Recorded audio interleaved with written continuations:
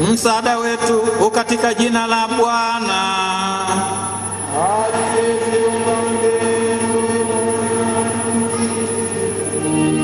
Inameni mpate baraka. Awabariki Mungu Baba Mwenyezi aliyewafanya watoto wake ninyi mliozaliwa upya kwa maji na Roho Mtakatifu. Awalinde mstahili pendo lake la kibaba.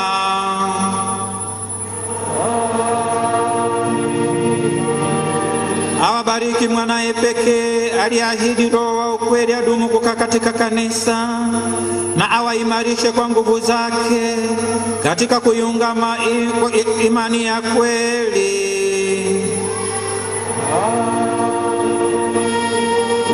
Awabariki Roho Mtakatifu aliyewasha moto mapendo ndani ya mioyo ya wafuasi, na ninyi mkiwa mmekusanywa katika umoja, awaongoze bila dhambi kwenye furaha ya ufalme wa Mungu.